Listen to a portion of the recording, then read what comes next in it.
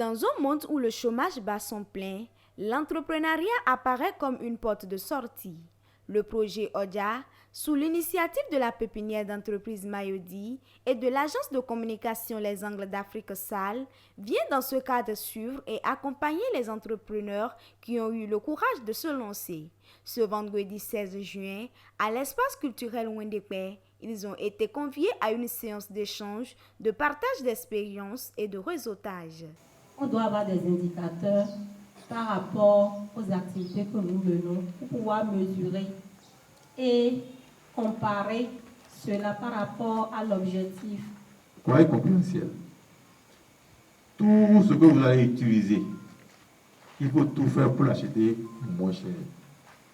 Il faut tout faire pour réduire le coût de production. Les échanges étaient centrés autour du thème « Les outils nécessaires pour la croissance d'une micro ou petite entreprise », un thème très instructif. Les outils sont très indispensables. Les outils de gestion et autres outils sont très indispensables pour l'entrepreneur que nous sommes si nous voulons vraiment réussir. Et il faut se donner de la discipline pour pouvoir mettre en application ou bien utiliser ces outils. Ce n'est pas facile parce que ça vous demande plus d'efforts à faire.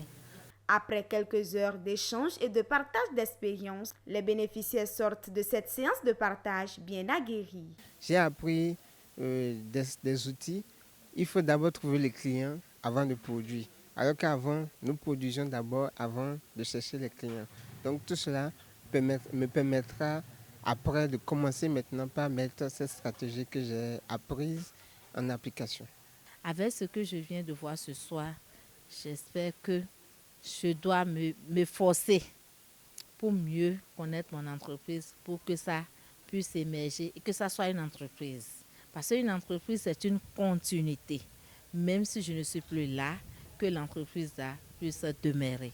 Donc, à cause de ça, je dois vraiment me coller et suivre les recommandations, les conseils que nous avons reçus de Mme Chilo et de M. Alafia et de Mme Oja aussi.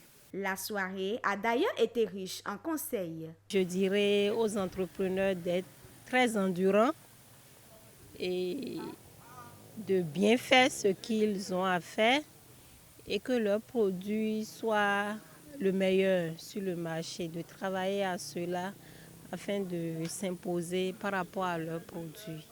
Les entrepreneurs bénéficiaires du projet ODIA repartent ainsi chez eux tout excités à mettre en pratique ces recommandations afin de se faire compter désormais parmi les entreprises compétitives.